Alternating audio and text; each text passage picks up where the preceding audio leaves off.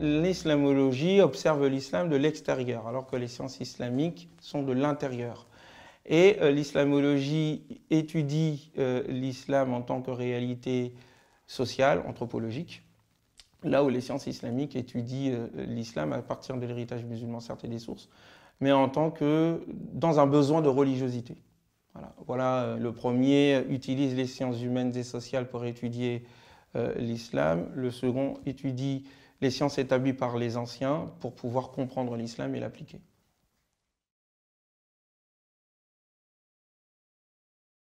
Derrière ce que l'on présente comme le triomphe de l'idéologie salafiste et intégriste se cache une communauté de près d'1,8 milliard d'individus aux ethnies diverses, c'est-à-dire que le territoire sur lequel se trouve la majorité du monde musulman va de Dakar à Jakarta, se trouve en Occident comme en Orient, dans le Nord comme dans le Sud. Donc il s'agit d'une très très grande communauté. Certes, les rites sont identiques. Le ramadan, par exemple, permet de se rendre compte que la majorité du monde musulman, dans sa diversité, peut battre à l'unisson durant un mois entier. Mais en même temps, cette unité ne veut pas dire uniforme, ne veut pas dire uniformisation. Il y a des communautés africaines, maghrébines, asiatiques, occidentales et autres. Il y a aussi des courants divers, chiites, sunnites, ibadites, zaïdites. Et à l'intérieur de chaque courant théologique, il y a des courants juridiques. Donc cela est l'héritage d'une civilisation millénaire qui, dans ses fondements, tels que la révélation coranique l'indique, n'a pas accepté l'idée d'une institution religieuse. Il n'y a pas d'église en islam. Ça, c'est dans la théorie. Dans les faits, il y a un certain nombre d'intérêts en jeu, de contradictions, sur le plan de l'interprétation, donc sur le plan symbolique, mais sur le plan aussi de la politique, dans le sens de la manière dont on gère la cité et dont on arbitre les intérêts. Le problème, je pense, de la pensée musulmane aujourd'hui n'est pas islamique. Je fais la distinction entre islamique et musulmane. L'islamique concerne les références, l'idéal, et le caractère musulman, c'est l'effort qu'une communauté musulmane ou un individu tend à faire pour atteindre cet idéal. Il peut se tromper, il peut y avoir des erreurs, d'où la possibilité justement de le corriger. D'où, je pense en tout cas, je ne dirais pas l'interdiction, mais en tout cas l'erreur de s'accaparer le terme islamique pour donner à son action, somme toute relative, une dimension sacrée et dogmatique, donc non critiquable. Donc voilà, une réalité complexe, d'une part, une pensée qui est en cours d'autocritique intense, il y a beaucoup de critiques au sein de la communauté musulmane, et je pense qu'il serait dommage justement de faire fi de cette complexité et de cette diversité d'interprétation et de pensée au profit d'une simplification de la réalité qui n'est bonne pour personne. On peut le résumer en à peu près 6 ou 5 courants majeurs. On a le courant traditionnaliste, où l'idée c'est de se reposer sur la production des anciens dans la manière de pratiquer et de vivre l'islam et de suivre une école particulière, juridique notamment, soufie aussi, notamment par exemple pour des pays comme le Sénégal, l'Ouest africain et aussi le Maghreb, on suivra le rituel malékite par exemple et on s'interdira de sortir des cadres de l'école malékite, notamment pour tout ce qui concerne les branches secondaires. On s'interdira la réflexion au-delà de ces cadres-là, voire même à l'intérieur de ces cadres-là, il n'y a pas à réfléchir, il y a à suivre tout simplement. Donc au fond, c'est une reprise de l'ancien tel quel et tel qu'il devrait continuer, courant traditionnaliste. Il y a aussi le courant, on va dire, je dirais salafiste traditionnaliste, dans le sens où ces derniers, issus d'un mouvement une tentative de retour aux sources, prétend aller au-delà de ces écoles juridiques, dans le droit musulman entre autres, mais aussi des courants soufis, mystiques, qui étaient assez nombreux et qui avaient vraiment étendu leur influence sur l'ensemble du monde musulman au cours des 6 derniers siècles, à peu près, juste avant et après la colonisation. Donc ce courant-là prétend aller directement aux sources, prétend au fond dire que nous devons suivre l'exemple des pieux prédécesseurs avant l'arrivée des factions et des disputes théologiques, etc. Mais je dis qu'ils sont traditionnalistes parce qu'au fond, eux aussi, ils disent revenir directement aux sources, mais à travers le cadre d'interprétation de ces anciens. Eux ne s'enferment pas dans une école particulière, mais s'enferment dans la méthodologie de ce qu'on appelle les fondements du droit, ce qu'on appelle les sciences islamiques de manière générale. D'une part, et d'autre part, au fond, finissent par aussi faire ce qu'ils reprochaient aux autres d'imitation aveugle, ou s'ils n'imitent pas un savant particulier, ils imitent un mode de vie idéalisé, en disant que c'est ce mode de vie-là, celui des salafs, qui doit être pris dans ses détails et être appliqué et interprété de la sorte. Ça, ce sont ce que je pourrais appeler les salafistes traditionnalistes. Il y a ensuite les salafis réformistes. Alors, ça fait beaucoup de salafis. Mais le mot salaf, il faudrait comprendre derrière cette idée, cette volonté de revenir au-delà des interprétations qui ont eu lieu dans ce qu'on appelle l'ère de la décadence, c'est-à-dire après le IVe siècle de l'Hégire, à peu près jusqu'à la venue de Napoléon en Égypte, où là on dit que c'est la période du renouveau qui commence, la réforme, etc. Donc le salafi réformiste partage avec le salafi traditionnaliste l'idée de dépasser les écoles traditionnalistes, qu'elles soient juridiques ou qu'elles soient soufis mystiques, et de combattre, toujours avec, ils sont en accord ici avec les salafis traditionnalistes, de combattre ce qu'on peut appeler les innovations. Parce que le diagnostic aussi posé par ces deux courants, c'est de dire que ce pourquoi la civilisation musulmane est en décadence, c'est à cause de la dénaturation et falsification du message de l'islam dans la conscience des musulmans et de l'ajout par ces derniers d'un certain nombre de rituels, d'imaginaires, de visions issus d'autres civilisations ou créés de toutes pièces par eux et qui affaiblit la puissance de la pensée et qui a fermé les portes de ce qu'on appelle les portes de l'ijtihad, l'effort intellectuel autonome qui a produit ce que l'héritage musulman a pu présenter au monde de lumière, d'avancée, etc., etc. Donc ils sont d'accord sur ce principe-là et donc ils disent mais nous, on va non pas suivre les pieux prédécesseurs dans leur mode de vie, dans les détails de leur choix, mais nous allons prendre l'islam en son inspiration première, donc salaf, à partir des pieux prédécesseurs tels qu'ils l'ont compris, et nous allons faire en sorte de faire une adaptation à la réalité de notre monde. Moi, j'estime que la réforme ici est problématique. Elle n'est pas allée au bout de ce qu'elle aurait dû faire. C'est qu'elle est quand même restée dans les cadres. C'est qu'elle a pensé que les cadres pensés par les anciens, au-delà des applications concrètes, étaient la révélation elle-même. Donc elle ne s'est pas donné la possibilité de questionner même ce cadre-là. C'est un peu les modalités d'approche de la révélation, les modalités d'interprétation et, au fond, les modalités d'application des règles déduites dans le Coran, ce qu'on appelle les fondements du droit. Donc ils n'ont fait qu'en fait reprendre ce cadre-là déjà existant et tenter, à partir de ces cadres-là, de faire un certain nombre d'aménagements qui permettent de s'adapter. Mais s'adapter n'est pas transformer.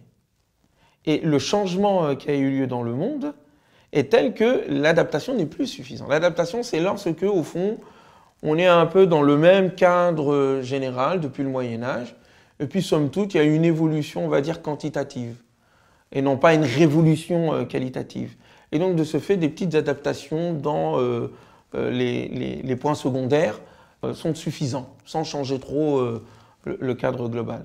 Un exemple concret, on essaiera par exemple en Europe de se dire, bon, l'Europe étant différente du monde musulman, il faut que nous ayons un droit musulman adapté et on va mettre en place un droit des minorités, ce qu'on appelle en arabe fiqh al-aqaliyat.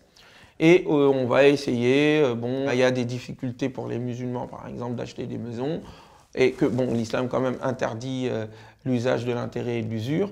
Donc on va quand même faire des petits aménagements, parce que l'islam permet quand même de prendre en compte les difficultés et de donner des réponses circonstancielles. Le problème, c'est qu'on va prendre ces réponses circonstancielles comme des réponses définitives et suffisantes en termes de renouveau de la pensée. Ça, ce sont, on va dire, les salafis réformistes.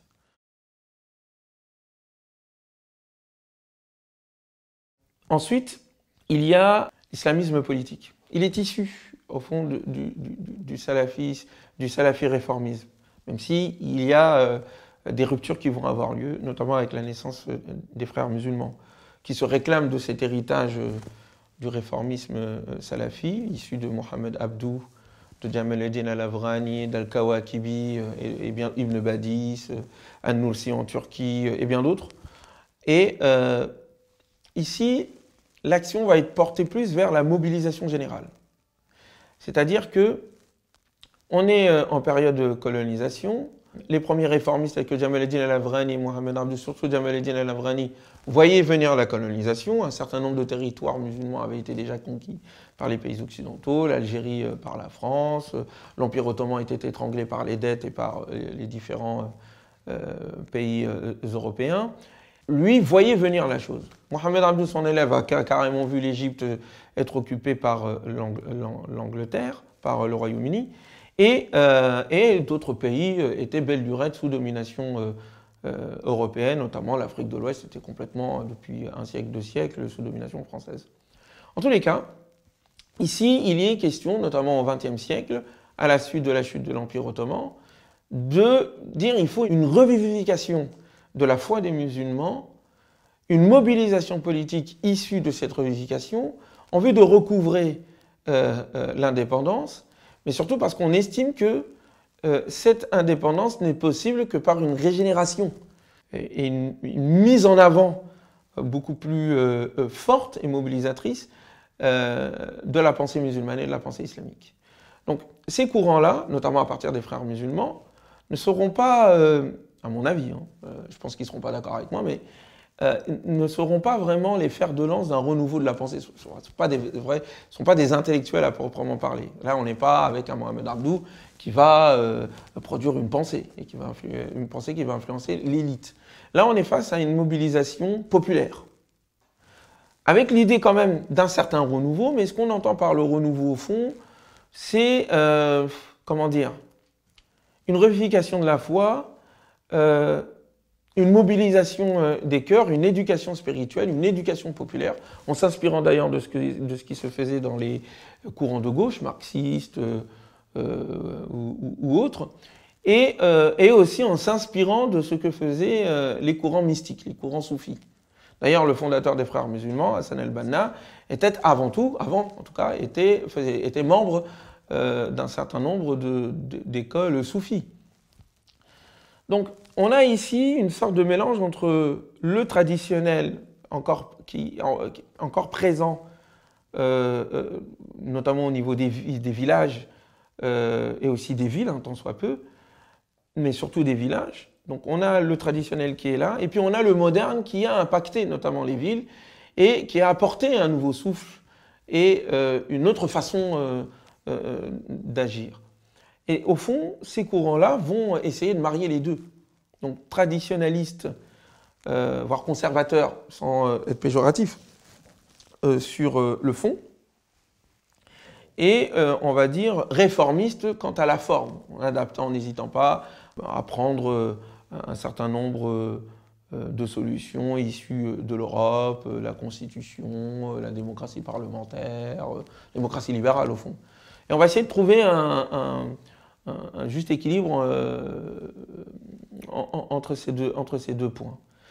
Donc c'est de là dont seront issus ensuite les courants politiques islamistes.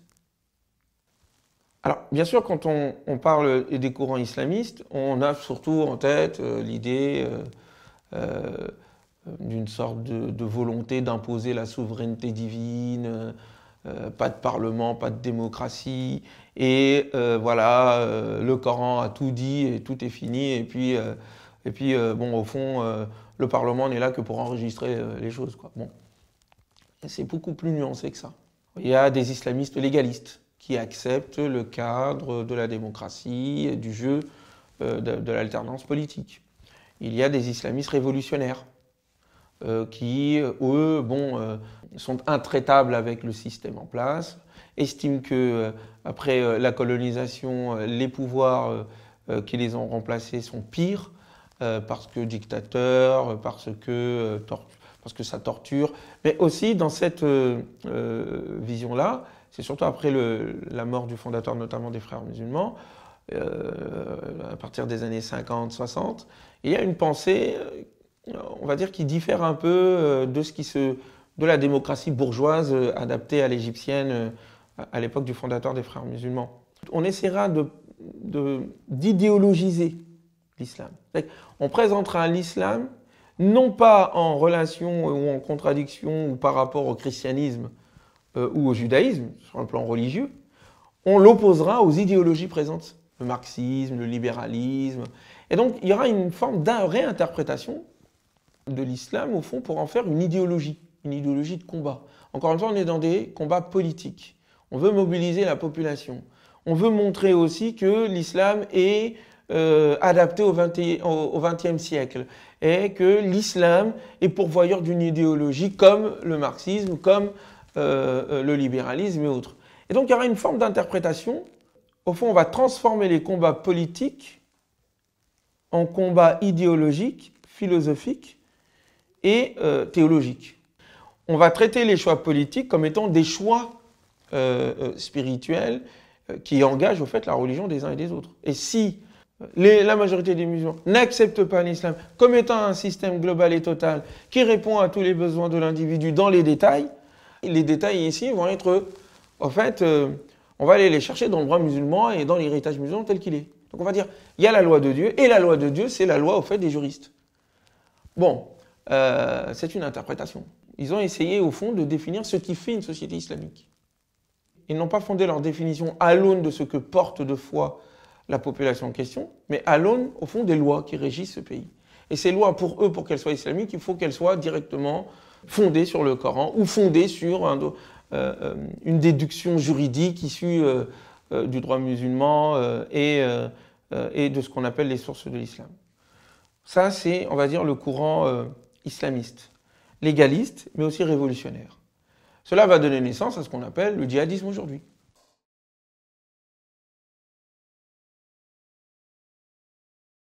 La chose est complexe parce qu'entre-temps, dans les années 50 et 60, avec l'affaiblissement des Frères musulmans, et au fond aussi, je ne dirais pas la dénaturation de la pensée du fondateur. On va dire, il y a une transformation quand même si les prémices de cette vision, on va dire, fermée de ce que c'est que l'islam, de lier l'islam au devenir même de la Jamar, de la confrérie et du groupe, était déjà présent chez le fondateur. Mais je pense que le fondateur était beaucoup plus ouvert que ce qui va venir après. Bref, ces gens-là sont tous les fils de leur contexte. Mais ce qui va quand même se passer, c'est que dans les prisons nassériennes, notamment, puisqu'ils vont être des milliers, des centaines de milliers à être enfermés dans les prisons de Nasser, suite à ce que lui il a appelé le coup d'État manqué. Bon, après, apparemment, d'après certaines recherches, ce coup d'État n'avait pas vraiment eu lieu. En tous les cas, il y aura des centaines de milliers de personnes qui se retrouveront dans les geôles des prisons nassériennes. Et là, le travail de radicalisation va se continuer. Et c'est de là que ce qu'on appelle les groupes djihadistes vont provoquer, il y aura déjà un débat dans les prisons, où, bon voilà, la question se pose, qu'est-ce qu'on fait? Est-ce que le fondateur disait qu'il fallait éduquer et qu'il fallait prendre le temps d'éduquer la population jusqu'à ce que la population soit prête à accepter la loi de Dieu, l'État islamique, etc., etc. Bon là, ça fait 20 ans qu'on a travaillé, on croyait que nous avions atteint le succès enfin, et puis on se retrouve en prison avec un musulman de plus à notre tête qui nous fait la misère, entre guillemets. C'est pire que la misère, il y a eu beaucoup de choses qui sont passées. Des viols, des tortures, un peu ce qui se passe en ce moment avec Sisi, en Égypte. Donc il ne faut pas s'attendre à ce que des agneaux sortent des prisons de Sissi. Donc c'est rebelote. Et donc, de ce fait, les jeunes, surtout, radicalisés, ne supportant pas psychologiquement tout ce qui leur arrive, disent que les anciens, les frères anciens sont des bisounours. Et qu'au fond, cette idée de patienter, d'attendre, de ne pas être trop radical, vous savez, quelquefois un peu ce côté un peu des anciens dans les courants islamistes, mais aussi dans les courants politiques, qui prennent de haut les jeunes. Alors, mais tu comprends pas, t'es encore jeune et tout, etc. Dans cette vision un peu hautaine, ils sont complètement aveugles à ce qui est en train de se passer autour d'eux. Donc c'est ce qui va se passer. La plupart des jeunes ne seront pas satisfaits des réponses données par les anciens frères et donc vont faire une scission dans la prison. Ce qui va donner naissance aux sorties de ces prisons avec la mort de Nasser et l'arrivée de Sadat au pouvoir, va donner naissance à des courants de jeunes dans les universités, radicalisés, qui n'ont pas vraiment, comment dire, le goût de la formation profonde, théologique et autres, etc., et qui sont plus des militants. C'est complexe. Ce qu'on appelle le courant djihadiste aujourd'hui ou le courant de l'islamisme radical, c'est quelque chose qui est l'enfant du XXe siècle, j'irai même plus loin. C'est l'enfant du monde moderne. Les pratiques anciennes ne ressemblent pas aux pratiques des islamistes d'aujourd'hui. Les pratiques islamistes ressemblent plus aux pratiques modernes des gauches radicaux, des marxistes et des partis politiques contemporains.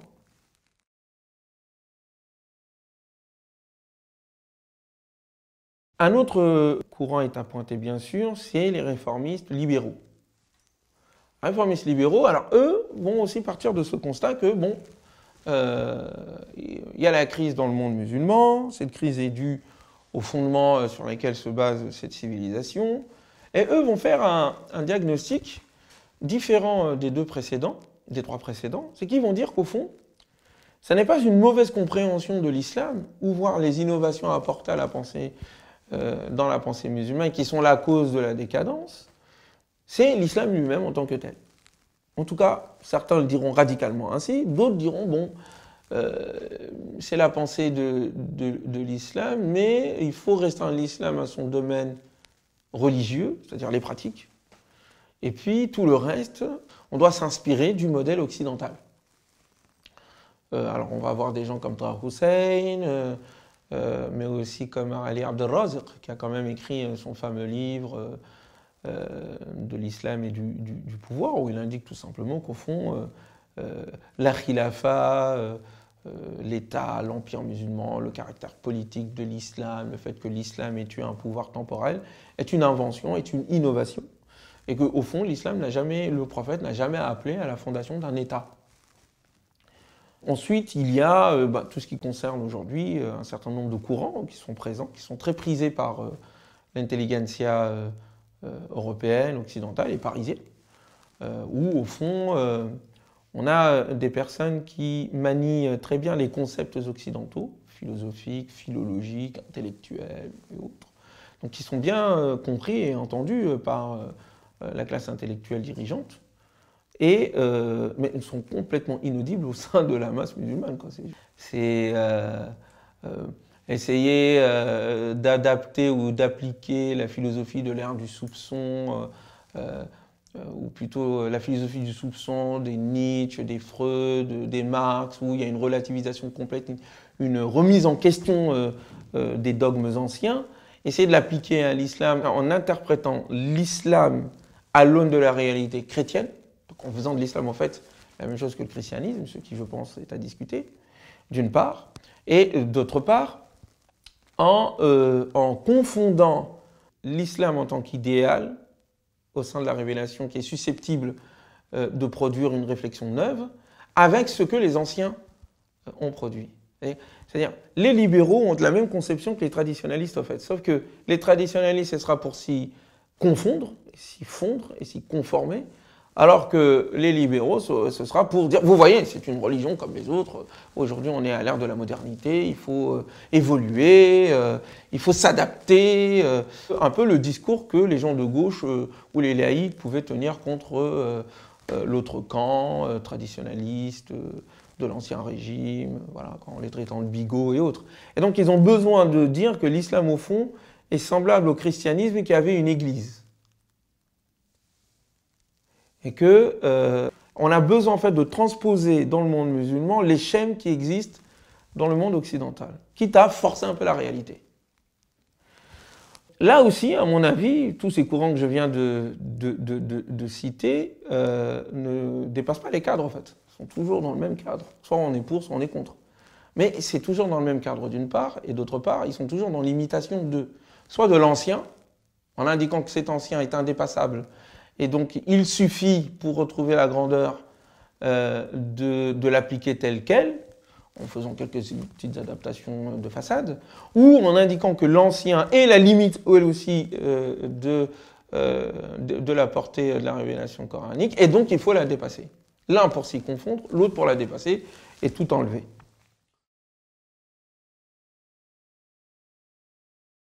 Et le dernier, c'est le courant soufi, mystique. Il ne faut pas les oublier, ceux-là, quand même.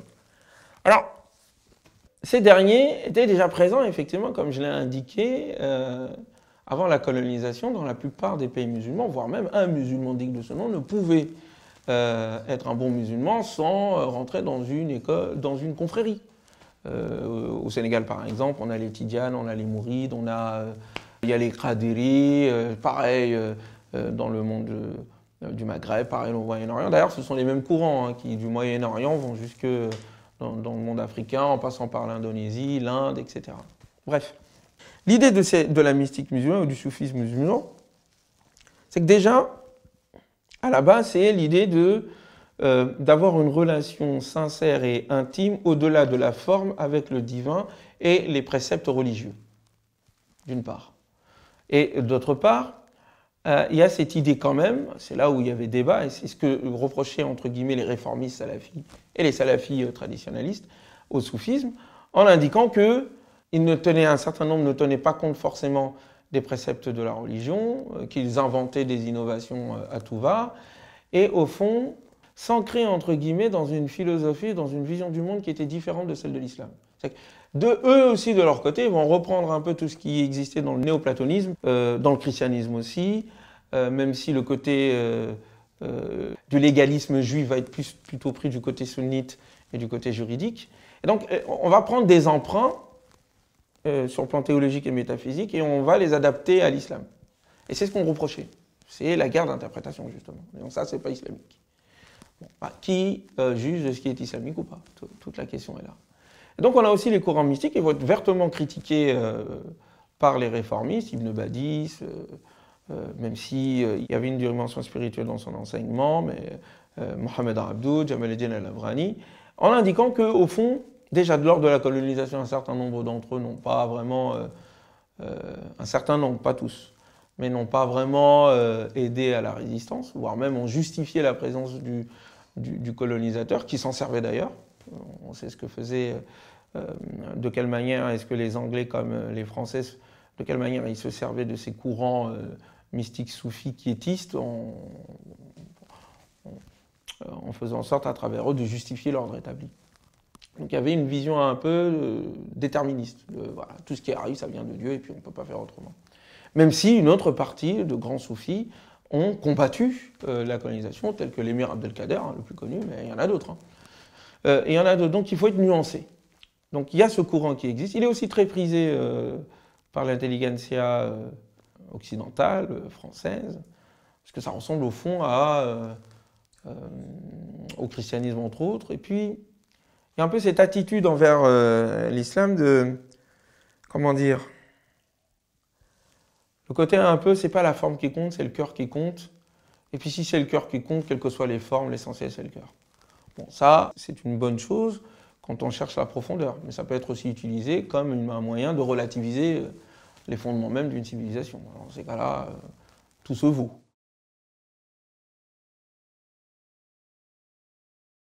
Alors, j'ai oublié aussi les courants théologiques que sont le chiisme et le sunnisme, dans lesquels se retrouvent tous ces sous-courants que je viens d'indiquer. Donc, c'est encore plus complexe.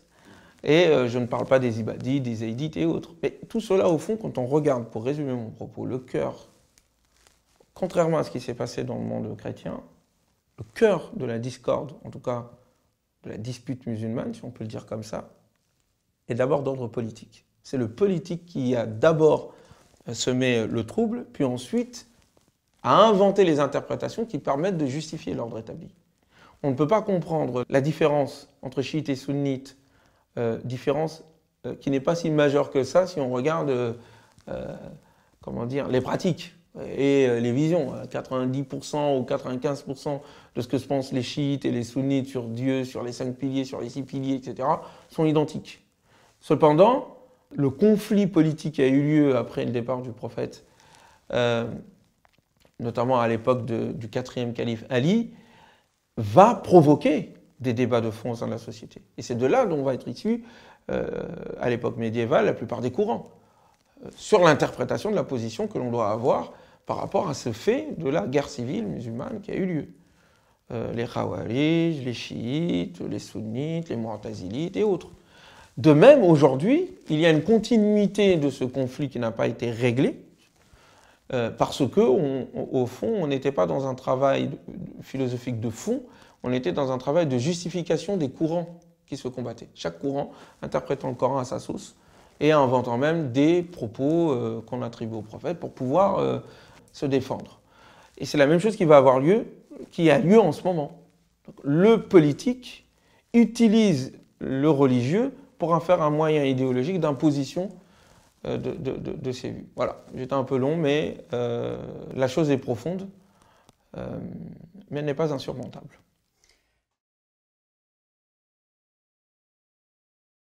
Ce que j'appelle le cadre, c'est le cadre tel que les anciens l'ont pensé. La manière dont les anciens ont lu le Coran, la manière dont ils ont fondé les sciences islamiques, la manière dont, au fond, l'héritage musulman a été produit, il y a des paradigmes, il y a des postulats qu'il faut voir. La réforme musulmane n'est pas une réforme à mes yeux parce qu'elle n'interroge pas les cadres. En fait, il y a un inconscient. Elle part du principe que ce que les anciens ont dit sur l'islam, c'est l'islam. Or non, c'est leur vision de l'islam. Et c'est là où je serai en partie d'accord avec les Privots et mon ami Homero et d'autres, de dire ce que nous disons de Dieu, ce que nous disons de la réalité, c'est nous qui le disons, ce n'est pas la réalité. Et c'est ce sur quoi se fonde d'ailleurs le Coran et le principe de l'ijtihad. L'ijtihad, c'est quoi? C'est de dire il n'y a personne qui peut dire l'absolu. On ne peut pas. Et donc de ce fait, nous devons nous approcher de l'absolu, mais c'est un effort. Un effort qui doit accepter sa relativité et donc se dépasser. Donc on n'est pas dans le relativisme complet de « il n'y a pas d'absolu », donc tout est relatif. Nous ne sommes pas non plus dans le dogmatisme qui dit ce que l'un a dit, eh ben c'est Dieu qui l'a dit et puis on ne peut pas faire autrement. Non, ces principes-là sont contenus dans le Coran et dans la pratique même du prophète. Et c'est archi connu, les musulmans le savent, ils le connaissent. Seulement il faut juste révéler un certain nombre de choses. Quand on a par exemple le prophète Mohammed qui lui-même, quand il prend une décision, c'est la révélation, et c'est écrit dans le Coran qu'on lit tous les jours. C'est la révélation qui vient le remettre en question. Pourquoi il le fait? Pour indiquer que même le prophète, quand il n'est pas sous le coup de la révélation et qu'il agit en tant qu'humain, qui fait des efforts d'interprétation pour prendre des décisions, et quelles décisions il prenait, il est en train de mettre en place carrément une nouvelle civilisation. Eh bien, la révélation vient le corriger en disant là, tu as eu tort. Et donc ça enseigne à ceux qui sont normalement à l'écoute du Coran de dire si le prophète lui-même, le transmetteur du message, dans l'application même du message, et dans ses efforts, est remis en question par la révélation, à plus forte raison quiconque viendra après lui.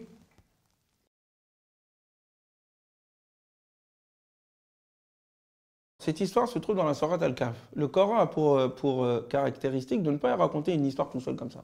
L'histoire s'insère dans un sujet plus global. C'est pour ça qu'on trouve dans cette sourate-là, la sourate des gens de la caverne, mais on va trouver aussi la sourate d'un homme qui s'appelle Zulqarnayn, qu'on confond avec Alexandre le Grand, mais bon, il s'avère que, en tout cas, il ne semble pas être Alexandre le Grand, et d'autres histoires, d'autres paraboles. Très bien. Donc il faut voir la cohérence de l'ensemble. Mais pour revenir à ce propos, j'écoute d'abord l'histoire telle qu'elle est racontée. Après avoir indiqué la nature du livre au début, en indiquant louange à celui qui a révélé à son serviteur un livre dans lequel ne se trouve aucune tortuosité, qui est droit et qui vient avertir les gens, etc. Bref, il rappelle au prophète et à celui qui est en train d'écouter le Coran l'histoire de ces gens. Voilà. Donc, et ces gens-là, ce sont des jeunes gens qui se sont mis à croire en Dieu dans leur recherche personnelle, en disant, voilà, par rapport dans la société dans laquelle ils se trouvent, qui est une société idolâtre, donc on est dans un discours qui va utiliser cette histoire pour argumenter en faveur de la révélation, des thèses de la révélation, qui est qu'il n'y a qu'un seul Dieu, qu'il y a un jugement dernier, donc une résurrection, face à des gens qui n'y croient pas.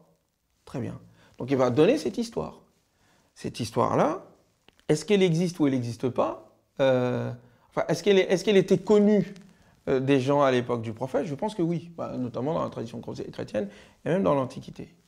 Donc le Coran prend cette histoire-là et indique le devenir de ces jeunes hommes. Ils sont jeunes, ils vont devoir faire face à la tyrannie de leur peuple qui n'acceptera jamais de les voir changer de religion, d'accepter l'idée de l'unicité de Dieu. Et pour les préserver de cette oppression terrible qui risque de leur tomber dessus, premièrement, déjà, ils s'enfuient. Donc, ils s'exilent. Ce sont eux qui s'exilent dans cette caverne. Et tout le discours est allons dans cette caverne et demandons à notre Seigneur pour que celui-ci nous donne de sa part une miséricorde et qu'il nous donne une voie à notre difficulté. Ils sont endormis durant 300 ans, et le Coran dit, et 30 ans. Ce n'est pas un hasard, mais je n'ai pas le temps de rentrer là-dedans. Et ensuite, il dit, et nous les avons ressuscités. J'ai dit bien ressuscités parce qu'ils sont morts. Le discours coranique, c'est pas dire ils sont endormis. Ils ne sont pas endormis, ils sont morts. Et donc, 300 ans et quelques plus tard, ils sont réveillés. Il faut d'abord écouter ce qu'il dit. Après, si on veut interpréter, on interprète. Mais on écoute d'abord. Il dit, ils sont dans la caverne. C'est une vraie caverne.